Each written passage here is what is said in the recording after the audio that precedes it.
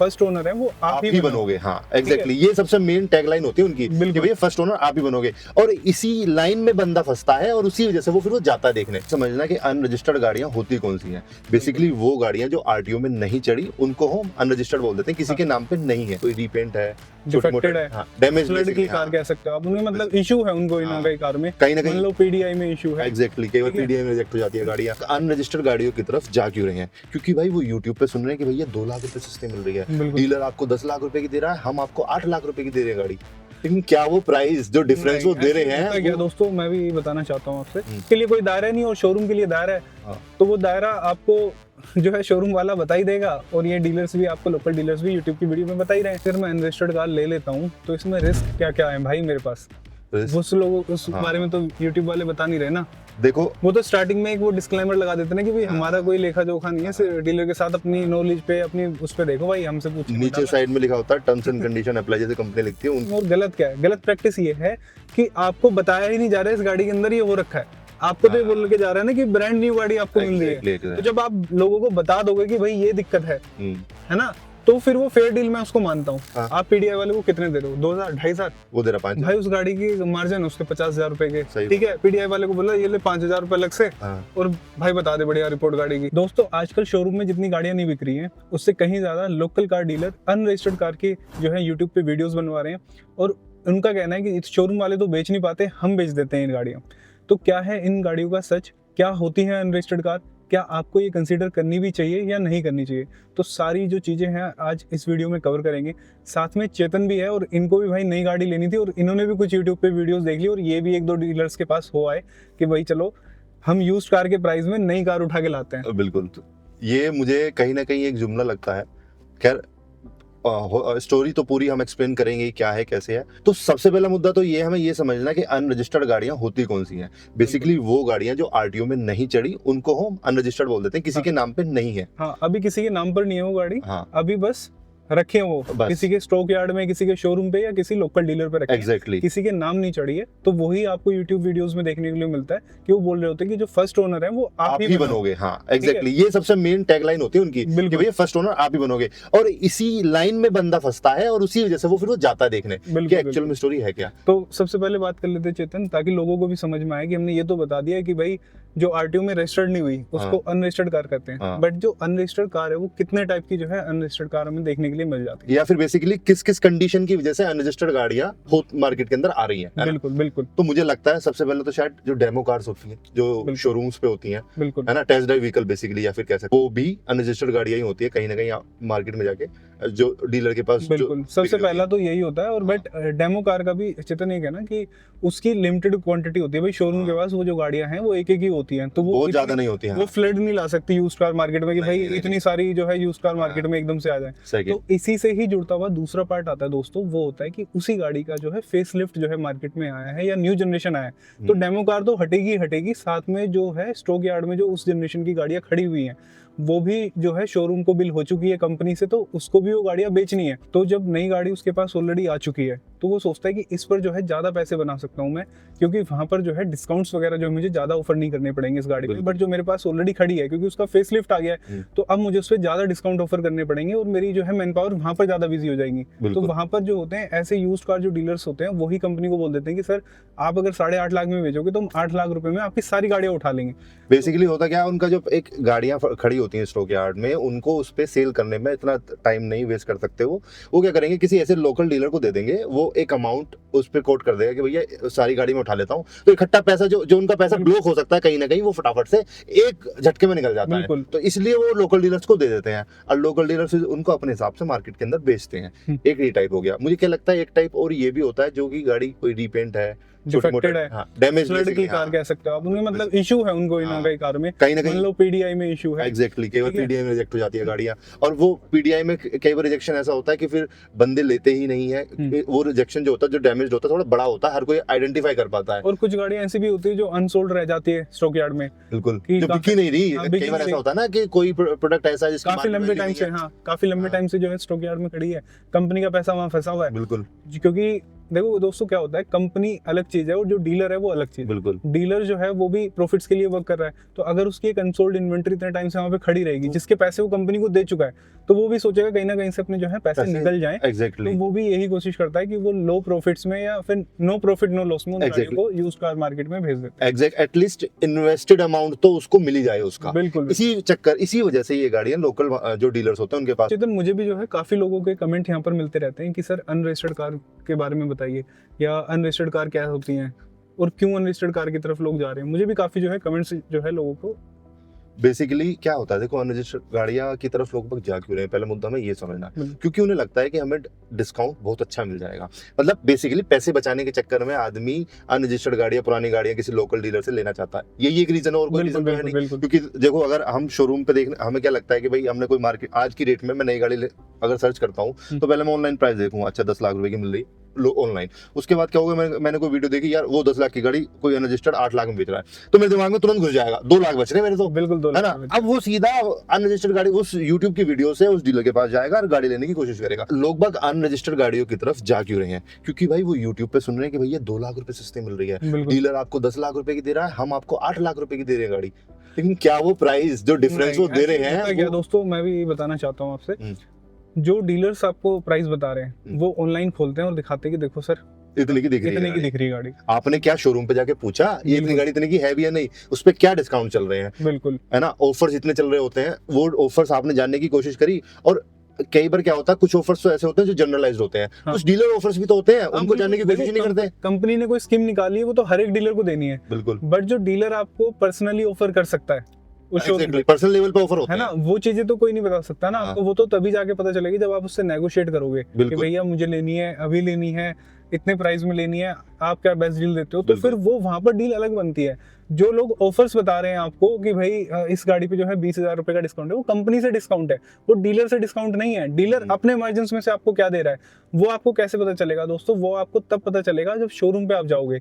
तो कई बार तो ऐसा भी देखा गया दोस्तों कि इन ये जो लोग अनरजिस्टर्ड कार जो बाहर बेच रहे हैं उनसे भी ज्यादा डिस्काउंट जो है कंपनी में देखने के लिए कई बार मिल जाता है। बहुत बार मिलते हैं भाई, बहुत बार, एक बार नहीं कैसी बट उनकी लोग YouTube वीडियो नहीं बनवा सकते ना। मुद्दा ये है क्योंकि वो बेच नहीं सकते। मेरा अच्छा, मैं इसका एक्सपीरियंस बताता हूँ, सेम एक्सपीरियंस बताता हूँ। मैंने जनवरी में एक वीडियो बनाई, उस पे मुझे जो शोरूम वाला था उसने बोला कि सर आप ये जो डिस्काउंट पूरा बता रहे हो ना, पूरा मत बताना, कुछ डीलर डिस्काउंट होते हैं जो कि हम ओपनली नहीं बता सकते वीडियो के अंदर, अगर आप डालोगे तो हमें दिक्कत होगी। बिल्कुल, हम अपने लोकल में कस्टमर आ जाएगा उसे बता देंगे, दायरे में काम करना है। बिल्कुल, वो दायरे में नहीं करेगा, वो दायरे में नहीं करेगा, वो तो 3-4 लोगों के साथ बैठा है काम करने। सही बात है, उसकी कोई टर्म्स एंड कंडीशन है। रात को शाम को 50-60 हजार रुपए भी आ गए तो क्या दिक्कत है भाई, 2-3 लोगों के साथ ही तो काम करना है, छोटे से स्पेस में काम करना है अपने, तो उसके लिए कोई दायरा नहीं, और शोरूम के लिए दायरा है। तो वो दायरा आपको जो है शोरूम वाला बता ही देगा, और ये डीलर्स भी आपको, लोकल डीलर्स भी यूट्यूब की वीडियो में बता ही रहे हैं। और दूसरा इसमें एक चीज और भी है, जब वो आपको प्राइस बता रहे हैं 10 लाख रुपए, तो वो आपको यूट्यूब वैसे खोल के दिखाएंगे, नेट पे सर्च मारेंगे, देखो जी स्विफ्ट इतने की आ रही है, बट एक्चुअल में वहां भी प्राइसों में डिफरेंस होता है। बिल्कुल होता है। कई बार जो ऑनलाइन अपडेटेड है और जो एक्चुअल चल रहा है प्राइस, वो प्राइस सेम नहीं हो सकता। तो उन प्राइसों को आप फाइनल प्राइस ना मानो, ये भी बात का भी ध्यान रखना है। तो सबसे पहले तो लोग बाग यही कंफ्यूज होते हैं। बिल्कुल ठीक है, तो जो 2 लाख रुपए का डिफरेंस है शायद वो 10-20-50 हजार का निकले। आप वो जो डिस्काउंट का डिफरेंस देख रहे हो ना, उसको एकदम से सिर्फ वीडियो देख के जज ना करें, शोरूम पे भी जाएं, उन पे अगर आपको जाना है तो जा सकते हैं, चेक करें। बट वो जो 2 लाख रुपए आपके दिमाग में बैठ गया ना, मेरे बच रहे हैं, मेरी जेब में 2 लाख रुपए बच गए, इतने का तो मैं पेट्रोल डालूंगा तो भी मेरे वो एक्चुअली उस यूट्यूबर के पैसे बच गए और उस डीलर के बच गए। आपके बचे ना बचे, उन दोनों के जरूर बच जाएंगे। तो एक बार कभी भी अनरजिस्टर्ड गाड़ी लेने जा रहे हो तो डीलर्स के पास जाओ, वहां पे स्कीम वगैरह पूरे ऑफर चेक करो, उसके बाद कंपेयर करो, तब शायद आपको समझ में आए कि भाई एक्चुअल में सेव हो रहे हैं पैसे या नहीं हो रहे। चलो ये तो पैसे सेव होने वाली बात हो गई। मुद्दा ये भी तो है ना कि भाई अगर मैं अनरजिस्टर्ड कार ले लेता हूँ तो इसमें रिस्क क्या क्या है भाई मेरे पास, उस लोगों उस बारे में तो यूट्यूब वाले बता नहीं रहे ना। देखो वो तो स्टार्टिंग में एक वो डिस्क्लेमर लगा देते ना कि भाई हमारा कोई लेखा जोखा नहीं है, सिर्फ डीलर के साथ अपनी नॉलेज पे, अपनी उस पे देखो भाई, हमसे पूछ। नीचे साइड में लिखा होता है टर्म्स एंड कंडीशन अप्लाई, जैसे कंपनी लिखती है उनकी। नहीं, साइड में नहीं लिखा रहता, वीडियो स्टार्ट होते ही आ जाता है डिस्क्लेमर। हाँ तो बस देख लो, उसे कोई पढ़ता है नहीं। हाँ उसे कोई पढ़ता नहीं, वो तो सब थंबनेल में पढ़ लेते हैं ना, 2 लाख रुपए बचे। तो सबसे पहला दोस्तों रिस्क क्या है कि यहाँ पे जो गाड़ियां होती हैं वो फ्लड की भी कार हो सकती है। ठीक है, फ्लड से मतलब ये नहीं कि पूरे फ्लड में बह के आ रही हैं। हाँ। स्टॉक यार्ड में खड़ी है, बारिश आई खड़ी है, वहाँ पे पानी वानी जो है गाड़ी के अंदर भर गया है, अब उसमें जो है फ्लड के निशान है, सब कुछ है। तो मिट्टी के निशान है, कुछ ऐसा सिचुएशन है। ये गाड़ी भी जो है अनरजिस्टर्ड के नाम से बेची जाती है, धड़ल्ले से बेची जाती है। देखो दोस्तों होता क्या है कि चेतन एक बात बताओ कि तुम्हारे पास भाई एक मौका है है ना, कि अपने घर वालों को या रिश्तेदारों को या तुम्हारे जो दोस्त यार है उनको एक अच्छी गाड़ी प्रोवाइड करने का, तो तुम YouTube पे वीडियो बनवा दोगे उसकी कि आओ भाई सब खरीद लो, या फिर तुम पहले अपने रिश्तेदारों के पास सरकाओगे या फिर दोस्तों यारों के पास सरकाओगे? सीधी सी बात है। वही डीलर जो है जो ये यूज्ड कार की वीडियो बना रहे हैं यूट्यूबर्स, तो वो क्यों नहीं खरीद लेते इन गाड़ियों को? सही बात है। ठीक है। और ऐसे देखो दोस्तों, होता क्या है, आपने भी कई बार देखा होगा कि आप कहते हो कि यार वो अच्छी गाड़ी, एक यूज्ड कार अच्छी मिल रही थी, बट वो यार इतने हम लेने पहुंचे ना, वो बिक गई। तो होता दोस्तों यही है, जो अच्छी गाड़ियां होती हैं वो बिक जाती हैं, उनकी वीडियो बनवाने की जरूरत नहीं पड़ती कभी। नहीं, कभी वीडियो बनाने की ठीक जरूरत है, पड़ती। तो वो वीडियो उन्हीं की बनती है जो बिक नहीं रही होती। हाँ, जिनमें मार्जिन ज्यादा होता है, ज्यादातर पैसे कमाना केसेस में होता तो है। यही होता है। बिल्कुल। तो भाई सबसे पहला रिस्क तो यही है कि आप जो है पैसे तकरीबन नई गाड़ी के दे रहे हो, बट आपको गाड़ी जो है डिफेक्टेड देखने के लिए मिल रही है। हाँ। वो रीपेंट हो सकता है, वो फ्लड बिल्कुल। में हो सकती है, वो पीडीआई में रिजेक्ट वाली गाड़ियां हो सकती हैं। बेसिकली बिल्कुल। चांसेस हैं कि छोटा मोटा कुछ डिफेक्ट हो। लेकिन एक बात तो बताओ मुझे, एक मेरा यह सवाल ही आ रहा है कि चलो मैंने मान लिया मेरी गाड़ी का एक बम्पर आगे से पेंट है, ठीक है, मान लिया मैंने कोई स्क्रैच पड़ी हुई, छोटा मोटा हो सकता है, और मेरे उस 1 लाख रुपए बच रहा, तो मैं क्यों ना लूं उस गाड़ी को? देखो, आपके अगर 1 लाख रुपए बच रहे हैं, एक्चुअल में बच रहे हैं, मैंने कंपैरिजन कर लिया नई और पुरानी का, पूरा कर लिया, बिल्कुल ऑफर लगा लिया। ऐसे ही अगर छोटी मोटी चीजें हैं तो बिल्कुल आप कंसिडर कर सकते हो गाड़ी को कि भाई 1 लाख रुपए भी बच गए आपके, और वो बम्पर पे देखो पेंट्स वगैरह जो है वो आ जाता है।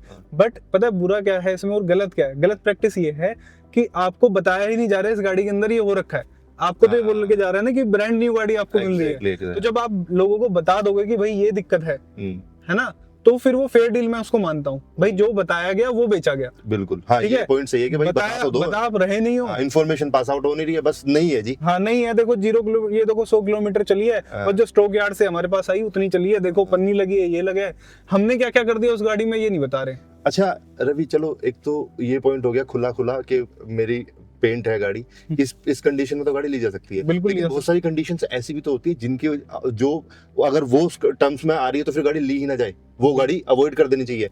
तो आपको ये जरूर समझना है कि अगर आप अनरजिस्टर्ड गाड़ी ले रहे हो और आपकी अगर वो पहली गाड़ी है, ठीक है, तो अवॉइड करो, क्योंकि शायद आप उस गाड़ी को जज ना कर पाओ कि कई बार डिफेक्ट इस लेवल के होते हैं। अरे पीडीआई वाले लोग तक मिले हुए हैं लोकल डीलर से। हाँ मिले होते, ठीक है। हाँ। आप पीडीआई वाले को कितने दे रहे हो? 2000 2500? वो दे रहा 5। भाई उस गाड़ी की मार्जिन उसके 50,000 रुपए के, सही ठीक है, पीडीआई वाले को बोला ये ले 5,000 रुपए अलग से, और भाई बता दे बढ़िया रिपोर्ट गाड़ी की, छोटी मोटी चीजें बता दी, बाकी मोटी चीजें कुछ नहीं बतानी, फिर क्या करोगे आप? वही तो सारी बात आती है कि अगर आपके पास एक, सबसे पहले तो इस बात का ध्यान रखना है कि अगर आपके पास इंफॉर्मेशन बहुत ज्यादा गाड़ी को लेकर नहीं है तो इन अनरजिस्टर्ड गाड़ियों से दूर रहें, बचें। कई बार आदमी लालच के चक्कर में नुकसान कर लेता है। अच्छा, मैं एक चीज और देख रहा हूँ कि अनरजिस्टर्ड गाड़ियां, चलो पैसे का तो बचाव है ही कि भाई मेरे पैसे बच रहे हैं इसलिए लोग बाग उस पर जा रहे हैं, क्या कोई और भी रीजन हो सकता है जाने का, पैसे से अलग? भाई मुझे तो पैसा ही लगता है कि इसी तरीके से बताया जाता है यूट्यूब की वीडियोस में भी कि आपके भैया 2 लाख रुपए बचवा देंगे, 3 लाख रुपए बचवा देंगे, बट मुझे कोई सेंस समझ में नहीं आता इन चीजों का कि देखो अगर मैं 10 लाख रुपए लगा रहा हूँ, ठीक है, और 2 लाख रुपए के चक्कर में 8 लाख रुपए क्यों बर्बाद कर दूंगा मैं? मतलब वही बात है ना कि आपका 8 लाख रुपए वो रिस्क पे है कहीं ना कहीं। हाँ बिल्कुल रिस्क पे है। अच्छी गाड़ियां होती है ना अनरजिस्टर्ड कार, वो झट से बिक जाती है, वो वीडियो तक का वेट नहीं होता उसमें। नहीं, वो तुरंत छाट लेते हैं, जो डीलर होगा तुरंत छाट लेगा, अपने को दे देगा। डीलर छोड़ो, वो यूट्यूबर जो वीडियो बनाने आया वो 36 डीलर को जानता है, वो उसके पास लोग कमेंट करते रहते हैं सर गाड़ी दिलवा दो, तो वो तुरंत अपने आप को बंदे को नहीं बता देगा भैया ये गाड़ी है, हाँ ये यहाँ खड़ी है और ये बढ़िया गाड़ी है, तो वो वीडियो बनने से पहले बिकवा देगा वो तो गाड़ी को। यही होता है। तो अनरजिस्टर्ड गाड़ी लेने से पहले बहुत सारे सवाल हैं, उन पे आप जरूर जाना। बिल्कुल। और मैं अगर आपको कोई अच्छी गाड़ी मिल भी रही है दोस्तों, तो उसके लिए फिर भी कुछ सवाल जो है मन में आ रहे होते हैं लोगों के लिए, तो मैं वो भी यहाँ पे क्लियर करना चाहूंगा। कुछ लोग पूछते हैं कि सर वो हमें जो है वारंटी मिलेगी या नहीं मिलेगी उस अनरजिस्टर्ड कार पे, तो दोस्तों वारंटी बिल्कुल मिलेगी, वारंटी तो पूरी मिलेगी। हाँ, जिस दिन वो गाड़ी आरटीओ में आपकी रजिस्टर्ड हो जाएगी या जिस दिन उसमें डिलीवरी रिपोर्ट आपकी चली जाएगी कि इस दिन आपकी गाड़ी की जो है डिलीवरी हो गई है, उस दिन से वारंटी आपकी स्टार्ट हो जाती है। वो मैन्युफैक्चरर से मिलती है, वो शोरूम से नहीं मिलती है आपको। बेसिकली जिस दिन की उसकी बिलिंग डेट होगी ना, बिल जिस दिन कटेगा गाड़ी का, बिल्कुल उस दिन के हिसाब से, हाँ इनवॉइस के हिसाब से है। इन आरटीओ तो थोड़ा लेट हो जाता है, जिस दिन की डेट की इनवॉइस कट गई उस दिन से आपकी उसकी वारंटी भी चालू हो जाएगी, और हर जो शोरूम पे आपको मिलेगा ना वो सारी चीजें आपको मिलेंगी डीलर से, लेकिन उसका फिर बाद में कोई ताल्लुक नहीं रहेगा, आपको एजेंसी पे ही जाना पड़ेगा। किसी भी एजेंसी पे जा सकते हो, मतलब हुंडई की जब आप कहीं भी रहते हो वो फिर वहां से आपको सर्विसेज तो सारी मिलेंगी, उसमें कोई शक नहीं है। वो उस मैन्युफैक्चरर्स की तरफ से आपको सर्विसेज मिलेंगी ही, आपको जो आपको शोरूम से भी गाड़ी खरीदते हो तब भी सर्विसेज मिलेंगी, आप किसी लोकल डीलर से खरीदते हो तो भी आपको सर्विस मिलेगी। मतलब इवन जो सर्विसेज जो होती है ना, फ्री सर्विसेज होती हैं, वो भी आपको मिलेंगी, ऐसा नहीं है वो अवॉइड हो जाएंगी, बट ये सेकेंडरी हो जाती है। प्राइमरी तो वही है ना कि भाई माल हमारा कैसा है। और पहला लास्टली मैं एक चीज और डिस्कस करना चाहता हूँ यहाँ पे चेतन, कई बार डीलर्स जो होते हैं ना, वो प्राइस बड़ा है ना, मतलब लोगों को कंफ्यूज करने वाला बता देते हैं वीडियो में। बोलते हैं कि सर इतनी की गाड़ी हम दे रहे हैं, ये है एक्स शोरूम। अब लोग जो है फर्स्ट टाइम जो बायर है वो चीज़ों को इतना नहीं समझता कि आरटीओ भी होता है, इंश्योरेंस भी होता है, सही बात है ना, और वो कैसे कैलकुलेट होती हैं चीज़ें।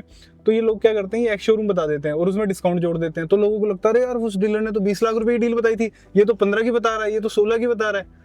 तो यहाँ पर ये बहुत मेजर गैप है। जब आप उस डीलर के पास जाओगे तो वो आपको वो भी ऑन रोड ही प्राइस बताएगा, क्योंकि गाड़ी तो तभी रोड पे चल पाएगी जब उसका आरटीओ रजिस्टर्ड हो जाएगा, जब उसका इंश्योरेंस हो जाएगा गाड़ी का। तो आपको वो प्राइस भी मैच करके देखना है शोरूम के साथ। बेसिकली कहने का मतलब ये है कि अगर आपको ये लगता है कि मेरे पैसे बच रहे हैं, तो शायद वो पैसे ना बच रहे हो, आपके पास इन्फॉर्मेशन पूरी पास आउट नहीं हुई है। क्या पता ज्यादा पैसे आपकी जो है लग जाए वहाँ पे। एग्जैक्टली, बार्गेनिंग करनी पड़ती है शोरूमों के साथ भी। एक शोरूम मुझे अगर 10 लाख की दे रहा है तो दूसरा कहेगा ठीक है आप कोटेशन 10 की आ गई, 89 की मैं देता हूं। मैं तो अपने जो कोई सब्सक्राइबर जो कनेक्ट करते हैं मेरे से, तो कहते हैं सर हम इस शोरूम पे गए थे, मैं ये डील मिल गई। तो मैं उनसे साफ बोलता हूँ आप दूसरे शोरूम पे गए, विजिट करो, वो डील दिखाओ, ये मिल रही है, आप क्या दे सकते हो बताओ। बिल्कुल। और फिर वो कंपटीशन में आने के चक्कर में ठीक है ये तो गाड़ी बंदा लेने के लिए तैयार है, ऑफर आता है, तो ये चीजें करोगे तो शायद मुझे लगता है कि उसी प्राइस रेंज में कहीं ना कहीं आसपास। फाइनली जो है दोस्तों, वीडियो का सार हम आपको बताना चाहें कि क्या ये गाड़ियां आपको कंसीडर करनी चाहिए या नहीं करनी चाहिए। हाँ। तो दोस्तों मेरा मानना ये है कि अगर शोरूम से अच्छा प्राइस मिल रहा है और आप श्योर हो कि ये जो डीलर है ये ऑथेंटिक कार्स बेचता है, इसमें कुछ दिक्कतें जो कि बहुत कम होते हैं परसेंटेज में, बिल्कुल परसेंटेज निकालोगे तो बहुत कम निकलेंगे, और आपके अंदर इतना दम है कि कल को वो जो लोकल डीलर है वो 3-5 करता है तो आप उससे जवाब मांग सकते हो। तो बिल्कुल आपको ये वाली गाड़ियां जो है कंसीडर करनी चाहिए, क्योंकि पैसा इसमें आपका अच्छा बच जाएगा। लेकिन तब बचेगा पैसा जब आपको उस गाड़ी को चेक करना आता हो, जब उस डीलर से जवाब मांगना आपको आता हो। जवाब मांगने का मतलब ये नहीं कि उसने कुछ बोल दिया तो आप जवाब सुन के आ गए। जवाब से मतलब है उसका फिर आप आउटपुट ले पाओ, बिल्कुल, है ना। और मोस्टली केसेस में 99% आदमी कुछ नहीं कर पाता, और क्योंकि हर कोई भाई कमाने में बिजी है, कब तक आदमी डेली कहाँ लड़ता फिरेगा। इसलिए शोरूम ज्यादा बेटर होते हैं कंपैरेटिवली एज कम्पेयर टू कि अनरजिस्टर्ड गाड़ी लेना। अच्छा एक चीज और देखी मैंने रवि भाई, ये जो अनरजिस्टर्ड गाड़ियों का खेला चल रहा है ये दिल्ली और मुंबई में ज्यादा चल रहा है, ये हमारे हापुड़ में नहीं है। ये किसी भी आप दिल्ली से 50 किलोमीटर अलग हट जाओ कहीं नहीं है। यहाँ समझदार लोग ज्यादा रहते हैं, ज्यादा समझदार लोग हैं। कहूंगा कि सिर्फ दिल्ली के लोग नहीं है, पूरे इंडिया से लोग जो हैं वीडियोस वगैरह यूट्यूब पे लोग देखते रहते हैं। और वो उनको लगता है कि यार हमारे यहाँ तो डीलर जो है बहुत महंगी गाड़ी बेच रहा है, दिल्ली में तो अनरजिस्टर्ड में सस्ती मिल रही है यूज कर। अच्छा इससे एक सवाल और मेरे दिमाग में आ गया कि मैंने कहा एक इन्फॉर्मेशन आपको और शेयर करूँ दोस्तों। आप ये देखो कमाल की बात देखो, अभी मैंने कुछ दिन पहले एक वीडियो देखी, 10 लाख रुपए की गाड़ी थी, डीलर कहता है 8 लाख रुपए की जो है दे दूंगा, 2 लाख रुपए का डिस्काउंट है नई गाड़ी पे। सेम वेरिएंट उसी वीडियो में दिखा रहा है यूज्ड कार में, बोल रहा है 10 लाख रुपए की नई गाड़ी है और 9 लाख में दे दूंगा। तो अनरजिस्टर्ड गाड़ी 8 लाख रुपए में और यूज्ड कार 9 लाख रुपए में। तो आप सोचिए कि ऐसा हो सकता है। मतलब मैं सच बता रहा हूँ भाई, ये सेकंड हैंड गाड़ियों को आप डीलर के थ्रू लेना जाओगे ना, या फिर मतलब ऐसे डीलर्स जो होते हैं, देखो यार सीधी सी बात है, कमीशन बनाने के लिए बैठे हैं। और भाई ट्रस्ट मुझे तो 1000 में से शायद एक पे भी ना कर पाऊँ मैं, मतलब बहुत ज्यादा। जबकि मुझे इतना मैं ये तो नहीं कहूँगा ज्यादा इन्फॉर्मेशन है, बट हाँ इतना टाइम हो गया गाड़ी चलाते चलाते, 10-12 साल हो गए, फिर भी मैं अगर आज की डेट में सेकंड हैंड गाड़ी लेने जाऊँ, दो हम थोड़ा सा आउट ऑफ द टॉपिक जा रहे हैं, तो भी मैं किसी मिलने वाले से अपने लूंगा गाड़ी, किसी डीलर से तो मैं 10 बार बचूंगा। मेरे से तो जो लोग कनेक्ट करते हैं मैं यही बोलता हूँ कि भाई आप किसी अपने जानने वाले से ज्यादा अच्छी गाड़ी ले पाओगे बजाय इन यूज्ड कार मार्केट में धक्के खाने से। हो सकता है कि आपको एक अच्छी डील मिल जाए, वो आपको साइकोलॉजिकल लगे कि अच्छी डील है, बट जब आप उस गाड़ी को लेकर निकलोगे ना, तो मेरे पास बहुत कमेंट आते हैं, सर कि हम दिल्ली आए थे गाड़ी लेने, रास्ते में ब्रेक डाउन हो गई, हमारे 1 लाख रुपए लग गए, घर तक नहीं जा पाती है गाड़ियां और आपको मोटा नुकसान होता है। इन बातों का ध्यान रखो जब भी आप गाड़ी ले रहे हो। ये पैसा बचाना कई बार पैसा डुबाने जैसा हो जाता है, बचता नहीं है, डूब जाता है। जैसा मैंने आपको बोला कि मैं 10 लाख रुपए अगर खर्च कर रहा हूँ तो 2 लाख रुपए के चक्कर में 8 लाख रुपए बर्बाद नहीं करूंगा। पहले मैं उस पर प्रॉपर रिसर्च करूंगा कि भाई मेरे क्या एक्चुअल में बच रहे हैं या नहीं बच रहे हैं। और दोस्तों ऐसे ही वीडियोस के लिए सब्सक्राइब करें वैल्यू ड्राइव को। जल्दी मिलते हैं नेक्स्ट वीडियो में, तब तक के लिए।